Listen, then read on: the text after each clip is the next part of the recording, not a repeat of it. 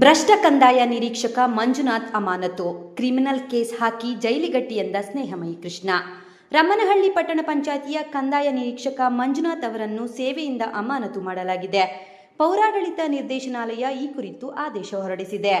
ಖಾಸಗಿ ವ್ಯಕ್ತಿಗಳಿಗೆ ಸರ್ಕಾರಿ ಜಮೀನಿಗೆ ಈ ಖಾತೆ ಮಾಡಿಕೊಟ್ಟ ಆರೋಪದಡಿ ಮುಖ್ಯಾಧಿಕಾರಿ ಮಹೇಶ್ ಹಾಗೂ ಕಂದಾಯ ನಿರೀಕ್ಷಕ ಮಂಜುನಾಥ್ ವಿರುದ್ಧ ಕ್ರಮ ಕೈಗೊಳ್ಳಲಾಗಿದೆ. ಸಾರ್ವಜನಿಕರ ಕೆಲಸಗಳನ್ನು ಮಾಡಿಕೊಡದೆ ತೀವ್ರ ತೊಂದರೆ ನೀಡುತ್ತಿದ್ದ ಭ್ರಷ್ಟ ಅಧಿಕಾರಿಗಳ ವಿರುದ್ಧ ಸರ್ಕಾರ ಕ್ರಮ ಕೈಗೊಳ್ಳಬೇಕು ಎಂದು ಸಾಮಾಜಿಕ ಹೋರಾಟಗಾರ ಸ್ನೇಹಮಯಿ ಕೃಷ್ಣ ಆಗ್ರಹಿಸಿದ್ದಾರೆ.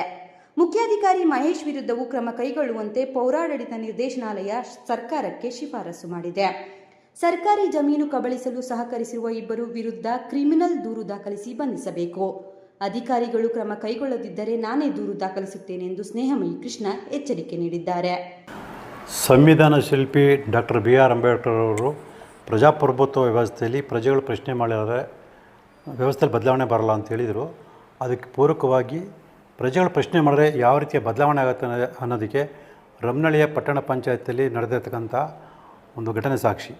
ಅಲ್ಲಿನ ಮುಖ್ಯಾಧಿಕಾರಿಯಾಗಿದ್ದ ಮಹೇಶ್ ಮತ್ತು ಕಂದಾಯ ನಿರೀಕ್ಷಕರಾದ ಮಂಜುನಾಥ್ ಅವರು ಹಲವಾರು ಭ್ರಷ್ಟಾಚಾರದಲ್ಲಿ ತೊಡಗಿಸಿಕೊಂಡು ಜನಸಾಮಾನ್ಯರಿಗೆ ತೊಂದರೆ ಕೊಡೋದ್ರಿಂದ ವಿಚಾರದಲ್ಲಿ ಅಲ್ಲಿನ ಜನರು ಪ್ರಶ್ನೆ ಮಾಡೋದ್ರಿಂದ ಮತ್ತು ಆ ವಿಚಾರವನ್ನು ನನ್ನ ಗಮನಕ್ಕೆ ತಂದು ನನ್ನಿಂದ ಒಂದು ದೂರರ್ಜಿಯನ್ನು ಕೊಡಿಸಿ ಒಂದು ಸಂಘಟಿತ ಒಂದು ಹೋರಾಟವನ್ನು ಕಾನೂನುಬದ್ಧ ಹೋರಾಟ ಮಾಡೋದ್ರಿಂದ ಇವತ್ತು ಏನು ಅಲ್ಲಿ ಕಂದಾಯ ನಿರೀಕ್ಷಕರಾಗಿದ್ದಂಥ ಮಂಜುನಾಥ್ ಅವರನ್ನು ಅಮಾನತುಗೊಳಿಸಲಾಗಿದೆ.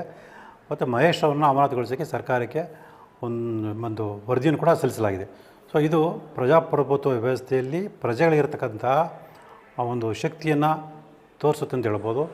ಇದೇ ರೀತಿ ಎಲ್ಲ ಪ್ರಜೆಗಳು ತಮ್ಮ ಮುಂದೆ ನಡೀತಕ್ಕಂಥ ಅನ್ಯಾಯ, ಅಕ್ರಮ, ಭ್ರಷ್ಟಾಚಾರವನ್ನು ಪ್ರಶ್ನೆ ಮಾಡ್ತಾ ಹೋದರೆ ಸೊ ನಮ್ಮ ದೇಶದಲ್ಲಿ ಇಂಥ ಭ್ರಷ್ಟ ಅಧಿಕಾರಿಗಳಿಗೆ ಶಿಕ್ಷೆ ಆಗುತ್ತೆ. ಸೊ ಭ್ರಷ್ಟಾಚಾರ, ಅಕ್ರಮ, ಅನ್ಯಾಯಗಳು ಕಡಿಮೆ ಆಗುತ್ತೆ ಅಂತೇಳಿ ಹೇಳೋಕ್ಕೆ ಇಷ್ಟಪಡ್ತೀನಿ.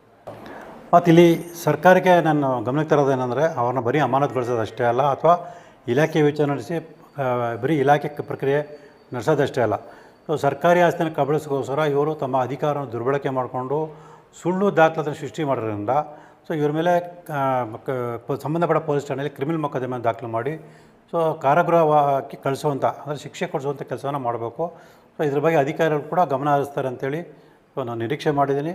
ಸೊ ಅವ್ರು ಗಮನ ಹರಿಸಲಿಲ್ಲ ಅಂತಂದರೆ ಸೊ ಖುದ್ದು ನಾನೇ ದೂರನ್ನ ದಾಖಲಿಸುವಂಥ ಕೆಲಸನ ಸೊ ನಾನು ಮಾಡಬೇಕಾಗತ್ತೆ. ಅದಕ್ಕೆ ಅವಕಾಶ ಕೊಡದೆ ಸಂಬಂಧಪಟ್ಟ ಅಧಿಕಾರಿಗಳು ಕೂಡಲೇ ಈಗಾಗಲೇ ಗಮನಕ್ಕೆ ಬಂದಿರೋದ್ರಿಂದ ಸೊ ಈ ಪ್ರಕರಣವನ್ನು ದಾಖಲು ಮಾಡಬೇಕು ಅಂತೇಳಿ ನಾನು ಆಗ್ರಹ ಮಾಡ್ತೀನಿ.